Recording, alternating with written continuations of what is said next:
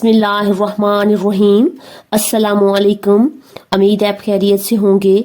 फिरौन की लाश में ऐसा क्या करिश्मा देखा कि डॉक्टर भी मुसलमान हो गया। फिरौन की लाश पे हर साल चूहे क्यों छोड़े जाते हैं। क्या फिरौन के बाल और नाखून बढ़ते हैं। उसकी लाश कब, कैसे और कहां से मिली। फिरौन का पासपोर्ट कब और क्यों बनाया गया। क्या फिरौन की लाश आज भी मिस्र के एक म्यूजियम में है। क्या वो अब भी लाश है या मम्मी है। क्या अल्लाह ताला ने कुरान पाक में इरशाद फरमाया है कि उसकी लाश क़यामत तक रखी जाएगी। इन सब सवालों का जवाब आज की वीडियो पूरी देखने से आपको मिल जाएगा। अगर आप चैनल पे न्यू हैं तो चैनल को सब्सक्राइब कर लें। आज का हमारा टॉपिक है फिरौन की लाश और उसकी लाश का अजाब। दोस्तों, एक ऐसा सवाल जो कभी न कभी आपके जहनों में जरूर आया होगा कि फिरौन की लाश की पहचान किस तरह हुई थी। 1891 ईस्वी से पहले इस दुनिया का कोई इंसान नहीं जानता था कि खुदाई का दावा करने वाले फिरौनों की लाशों का क्या हुआ था। उनके बाकियात कहाँ हैं या कहीं हैं भी या नहीं। इल्हामी किताबों तौरात, अंजील और कुरान पाक में इस वाक़े का जिक्र तफसील से होता है कि हज़रत मूसा और बनी इसराइल की कौम का पीछा करता हुआ फिरौन पानी में गर्क होकर अपनी फौज के साथ मर गया था। जबकि हज़रत मूसा और उसकी कौम को पानी ने अल्लाह ताला के हुक्म से गुजरने का रास्ता दे दिया था, मगर इसके बाद उसका क्या हुआ था इस बारे में बाइबल और तौरात खामोश है। लेकिन कुरान पाक में इसके अंजाम के बारे में एक ऐसी अजीब बात कही गई है कि जिसकी किसी को भी समझ नहीं आई थी। कुरान पाक में सूरह यूनुस की आयत नंबर 92 में बताया गया है, बस हक तेरे बदन को समुंदर से निकाल कर महफूज कर लेंगे ताकि तू बाद में आने वालों के लिए इबरत बन जाए। ये वाकया दोस्तों आज से 3500 साल पहले पेश आया था। फिरौन के डूब के मरने के बाद समुंदर ने उसकी लाश को अल्लाह के हुक्म से बाहर फेंक दिया, जबकि बाकी लाशों का कोई नामो निशान न मिला। मिस्रियों में से किसी एक शख्स ने साहिल पर पड़ी इस लाश को पहचान कर अहले दरबार को बताया।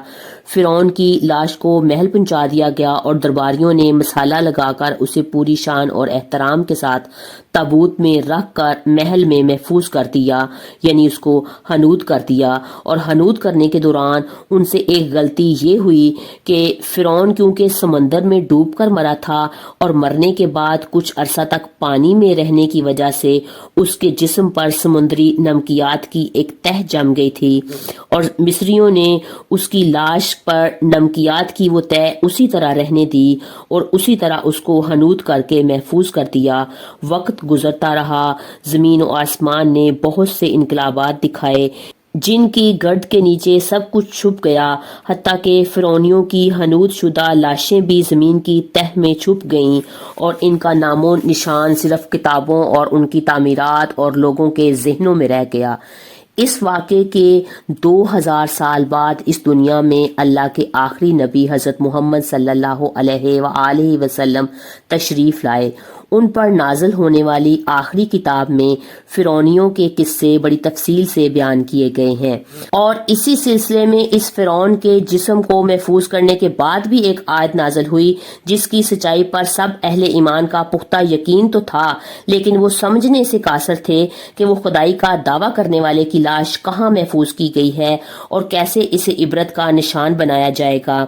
1871 ईस्वी में मिस्र के एक शहर अल हुर्निया से एक तल्लक रखने वाले एक गरीब और मामूली चोर अहमद अब्दुल रसूल को फिरौनियों की हनूद शुदा लाशों तक पहुंचने का खुफिया रास्ते की रसाई मिल गई।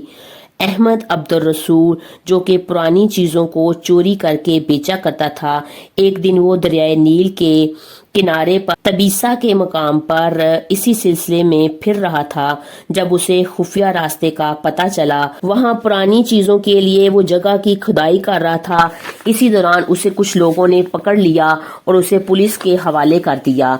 वो जिस जगह को खोद रहा था वहां से मिलने वाले रास्ते की मुसलसल जब खुदाई की गई तो 1891 ईस्वी में दूसरी मम्मियों के साथ اس غرق ہونے والی فرعون کی لاش بھی وہیں سے ملی۔ اس کے تابوت اور سینے کے مقام پر اس کا نام لکھا ہوا تھا۔ ان ممیوں کو ماہرین نے قاہرہ پہنچا دیا۔ جب ان ممیوں کا تفصیل سے جائزہ لیا گیا تو فرعون والی ممی پر جمی ہوئی نمکیات کی تہ سے تصدیق ہو گئی کہ یہ وہی فرعون ہے جسے اللہ تعالیٰ نے پانی میں غرق کر کے بدترین عذاب سے دوچار کیا تھا۔ یہ بہت بڑا واقعہ تھا۔ اس کی تصدیق کے لیے ماہرین آثار قدیمہ اور سائنسدان مصر کی طرف چل پڑے۔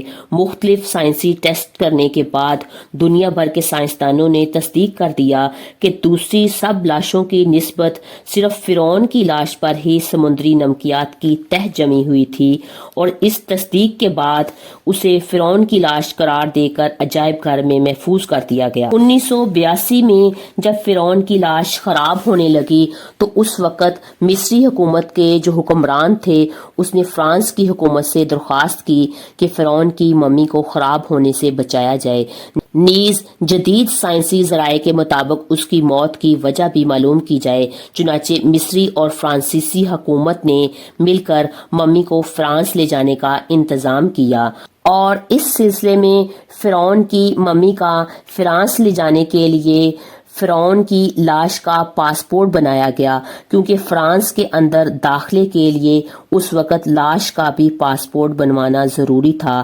زیر نظر تصویر میں آپ فرعون کی لاش کا پاسپورٹ دیکھ رہے ہیں۔ کہا جاتا ہے کہ جب فرعون کی لاش کو فرانس پہنچایا گیا، ایئرپورٹ پر اس دور کے فرانسیسی صدر بذات خود حکومت کے اعلیٰ عہدیداروں اور تمام وزراء اور فوج اور افسران کے ساتھ استقبال کے لیے وہاں موجود تھے۔ فرعون کی لاش کا استقبال کسی عظیم زندہ بادشاہ کی طرح کیا گیا۔ فوجی دستوں نے سلامی دی۔ فرعون کی ممی کو ماہرین ڈاکٹروں کی ٹیم کے حوالے کر دیا گیا، اور اس ٹیم کی سربراہی ڈاکٹر مورس بکائی نے کی۔ مائکروسکوپ ٹیسٹوں کے ذریعے ممی کے تمام اجزاء کا باریک بینی سے جائزہ لیا گیا، اور معلوم ہوا کہ اس کی لاش اور جسم میں سمندری ذرات ابھی تک موجود ہیں، اور اس کا گوشت ہر روز تازہ ہوتا ہے اور بڑھتا ہے، اور موت کی وجہ بھی پانی میں ڈوبنے کی وجہ سے ہوئی ہے۔ ایک بادشاہ کی موت پانی میں ڈوبنے کی وجہ سے ہوئی ہو، یہ ڈاکٹر مورس کے لیے بڑی حیرت کی بات تھی۔ اس ممی کے بارے میں مزید جاننے کی کوشش کی۔ اسے معلوم ہوا کہ اس بادشاہ کی موت کے حالات مسلمانوں کے آخری نبی حضرت محمد صلی اللہ علیہ وآلہ وسلم پر اتری کتاب قرآن پاک میں تفصیل سے درج ہیں۔ اسے معلوم تھا کہ جہاں سے یہ لاش ملی ہے وہ ایک اسلامی ملک ہے، چنانچہ وہ تجسس کے ہاتھوں مجبور ہو کر مصر پہنچ گیا۔ وہ ایک سائنسدان تھا، اس نے اس معاملے میں مصر کے ایک سائنسدان سے ہی ملاقات کی، اور مصر کے سائنسدان نے اسے قرآن پاک کھول کر سورہ یونس کی آیت نمبر 90 سے 92 تک کا ترجمہ لفظ بہ لفظ سنا دیا۔ فرعون کا خدائی کا دعویٰ کرنا، اس کا پانی میں ڈوب کر مرنا، اور پھر پانی سے نکال کر اس کی لاش کا حنوط ہو جانا، اور پھر دوبارہ لاش کا ملنا، اور پھر اس کی لاش کو جدید سائنسی دور میں دوبارہ محفوظ کیا جانا، سب کا اشارہ ایک جانب تھا: تجھے بعد میں آنے والوں کے لیے عبرت کا نشان بنا دیا جائے گا۔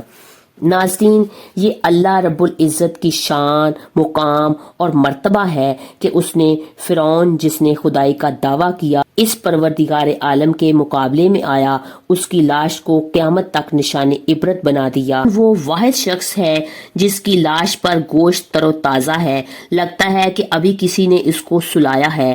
اس کے بال اور ناخن بڑھتے ہیں، اس کی لاش کا گوشت بڑھتا رہتا ہے، اور اس سلسلے میں 15 مارچ کو اسی میوزیم میں چوہے رکھے گئے ہیں جو اس کی لاش پر چھوڑے جاتے ہیں۔ اس کا جو بڑا ہوا گوشت ہوتا ہے وہ اس کو کھا جاتے ہیں، اور پھر اس کی لاش کی دوبارہ ڈریسنگ کر کے اس کو شیشے میں رکھ دیا جاتا ہے۔ فرعون کی ممی نہیں ہے بلکہ وہ لاش ہے۔ فرعون کی لاش ایسے محفوظ کر کے دنیا کے سامنے لا کر رکھ دی گئی ہے کہ انٹرنیٹ کے ایک کلک پر آپ نیوز چینل عجائب گھروں میں اور اربوں انسانوں کی آنکھوں کے سامنے پچکی ہوئی اور ترس حالت میں موجود ہے۔ عبرت کے لیے، سوچنے کے لیے اور عبادت کے لائق اور ہمیشہ رہنے والا وہی ہے جو سب کا خالق اور رازق ہے، اور وہ اللہ تعالیٰ ہے۔ ڈاکٹر مورس نے جب اس آیت کا ترجمہ سنا تو وہ اسی وقت پکار اٹھا کہ اللہ سچا ہے، اس کا قرآن سچا ہے، اس کا نبی حضرت محمد صلی اللہ علیہ وآلہ وسلم سچا ہے۔ اس نے اسی وقت کلمہ پڑھا اور دائرہ اسلام میں داخل ہو گیا، مسلمان ہو گیا۔ اگر آپ کو میری ویڈیو اچھی لگی ہے تو ویڈیو کو لائک کریں، ماہین اسلامک وائس کو سبسکرائب کریں۔ فی امان اللہ۔